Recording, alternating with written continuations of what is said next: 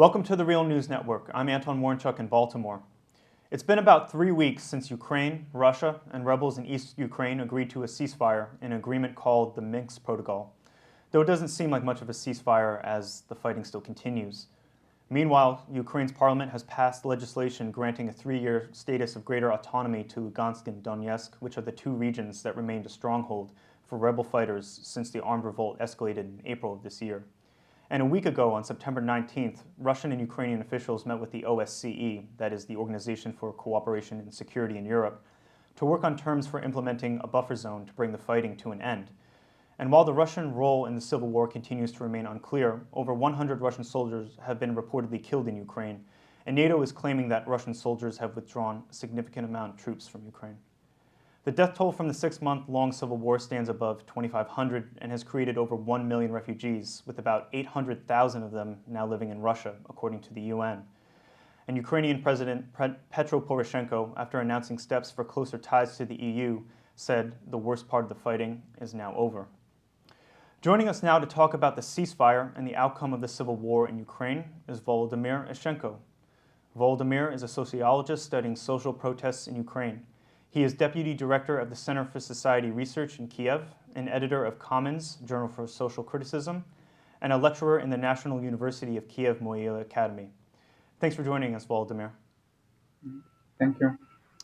So, do you think that the ceasefire proposals and the special autonomy status will resolve the fighting and bring the civil war to an end?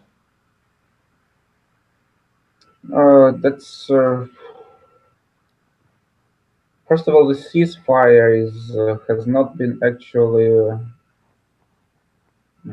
followed by both parties of the conflict, either by Ukrainian forces or by separatists. Although it's definitely true that the scale of fighting is now much less than it was before, but still, even today, there are news that some shelling happened in Donetsk. Though today Poroshenko said that for the first day since many months, no one has been killed in this area.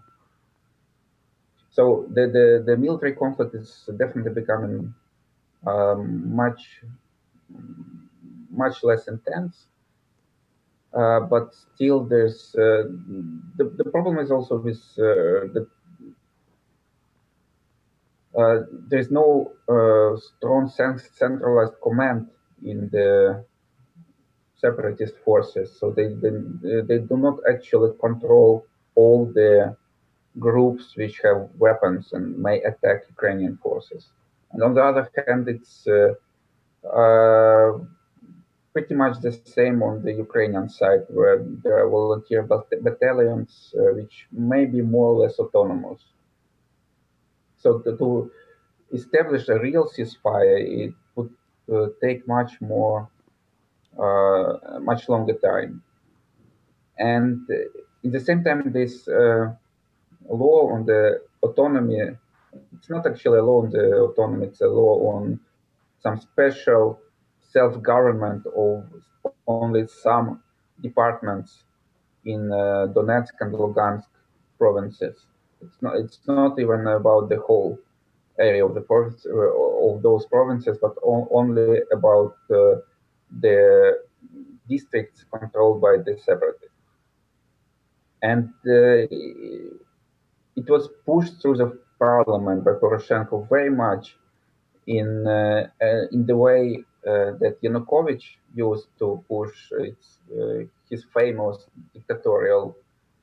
so-called dictatorial laws in January, which then escalated the violence in the center of Kiev.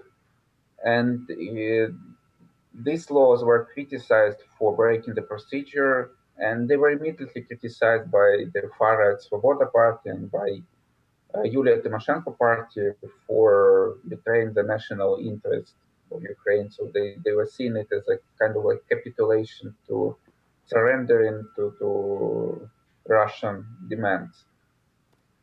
And it seems that these laws are not satisfying neither party in the conflict, neither Ukrainian one nor the separatist one, because it seems that they are not actually recognizing this law.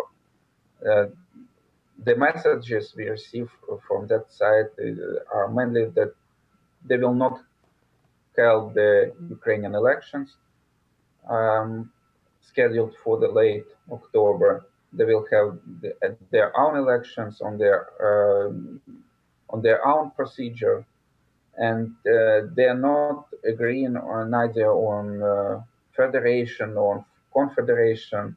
They're speaking about the sovereign states in these areas, and it's very much depends on the uh, Russian pressure on the separatists. In case Russia is actually interested in to stop the war. And it also depends on the Western powers' pressure on the Ukrainian government to prevent it to have another offensive and then another attempt to win these areas in a purely military way. And the biggest problem with all of this is that the institutional changes are not discussed. So this law is only for 3 years. It's not even given the autonomy.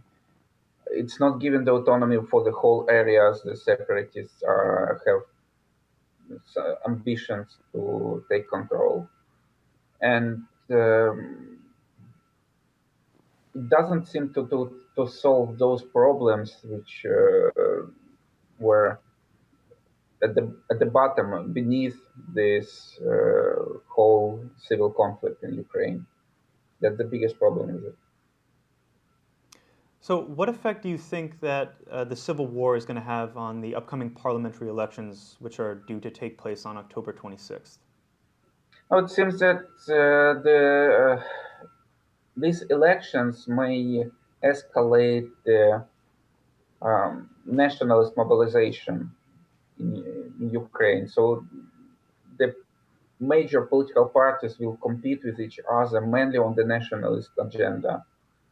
And any significant concession to the separatists or to Russia will be immediately attacked by other competitors for basically on the nationalist ground. And in this situation, it's actually quite dangerous as it will continue with the nationalist mobilization we see now. And actually, what we need now is to decrease it, not to increase it. And these elections are actually very bad, um, creating very bad opportunities for a dangerous development. Okay, and to conclude, as a researcher of social protests in Ukraine, can you give us an update on what your research has found in recent months on protest activity? Uh, yes, we have the most recent data of our systematic monitoring of all protest events and repressions in Ukraine, and the number of interesting findings of what is happening in the last month. These are data about August. And what we see is still very high level of protest activity after almost half a year since the Maidan ended in the late February.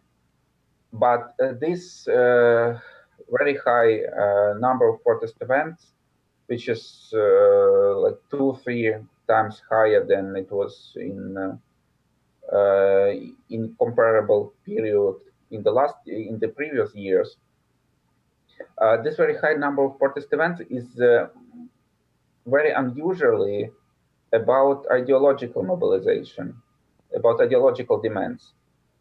More than half of them were connected to this or that demands related to um, Ukrainian nationalism or Ukrainian patriotism demands. So the protest for united Ukraine or against Russia, against Putin, against Russian intervention. and unusually very little number of social economic protests, even despite indeed deteriorating economic situation and the falling national currency and wage areas and growing unemployment and growing prices and expenditures of the households. But people are not protesting about these issues. They protest very little.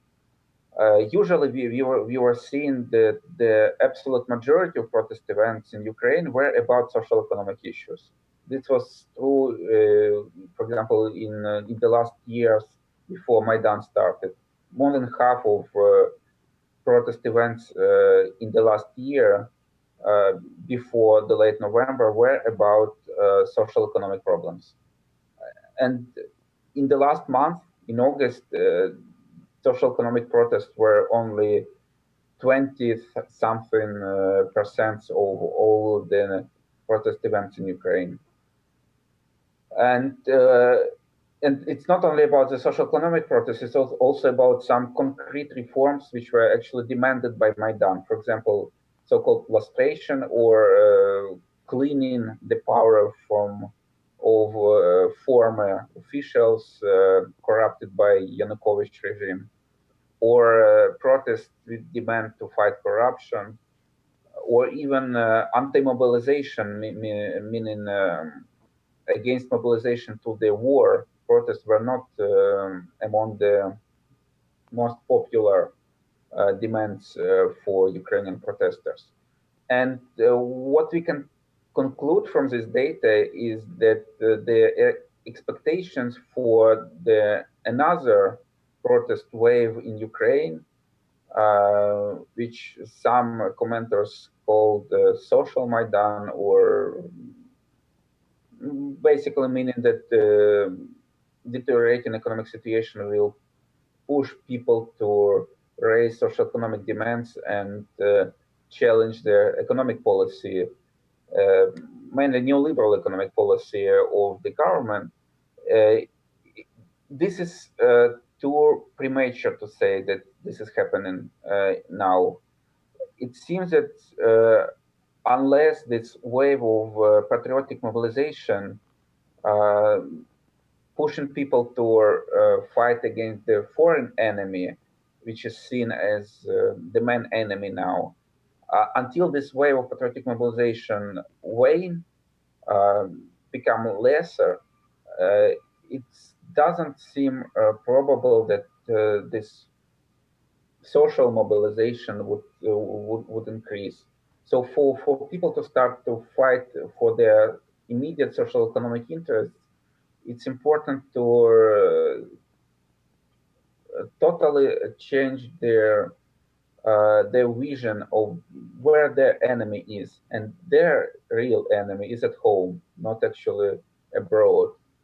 That's the policies of the new government are lying behind what they're suffering and behind the lowering uh, living standards, and also they have very much to do with the ongoing war in the eastern Ukraine.